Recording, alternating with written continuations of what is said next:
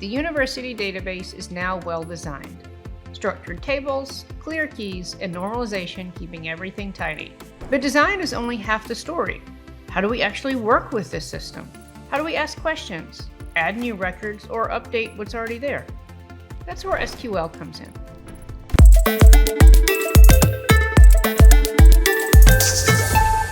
SQL is the language that lets us talk to databases, to query, update, and manage them, so we can focus on insights instead of digging through raw tables. SQL stands for Structured Query Language. It's the standard language used to communicate with relational databases, like MySQL, Oracle, SQL Server, or PostgreSQL. With SQL, we can find and retrieve data, add new data, update existing data, and remove data we no longer need. Think of SQL as a universal language for talking to databases. Now that you know what SQL is, let's look at its key building blocks, the commands you'll use most often. Some of their frequently used commands are select to get data, insert to add new data, update to change existing data, delete to remove data, and create table to design new tables. Let's explore each of them. The most common SQL command you'll use is select. It's like asking the database, show me this information. For example, if we write select name, email from students, this command shows the names and emails of all students in the students table. Sometimes you don't want everything. You only want specific record or set of records. We can use where in this case. It's like saying, only show me the student with this ID.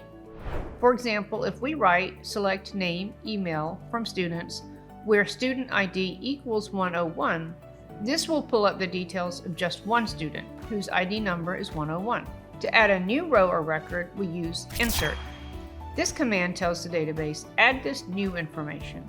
For example, if we write insert into students, student ID, name, email, values 104, Lena M, lena@example.com, this will add Lena M's details into the students table.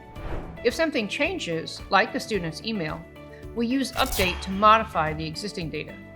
For example, if we write update students, set email equal to alex.new@example.com, where student ID equals 101, we'll update Alex's email address.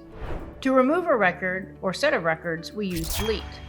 For example, if we write delete from students where student ID equals 103, this will delete the student with ID 103.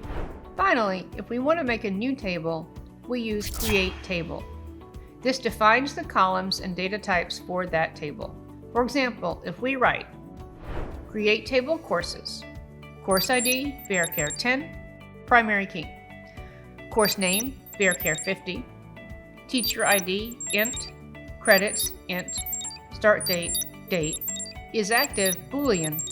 This will create a courses table to hold course details with course ID as the unique identifier. In this example, we've used different data types. Let's briefly describe them. Varchar in is a data type used to store variable length strings of text. It can hold up to n characters, making it ideal for fields like names, titles, or descriptions where the length can vary. Int stands for integer. It stores whole numbers without any decimal points, making it perfect for numerical identifiers like IDs, counts, or quantities. Date is used to store calendar dates such as birth dates or event dates. The format typically includes year, month, and day, allowing precise date storage and queries. Boolean represents true or false values.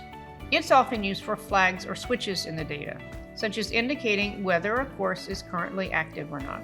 Each of these data types helps ensure your database stores information in a way that's both efficient and accurate, matching the kind of data you expect in each field.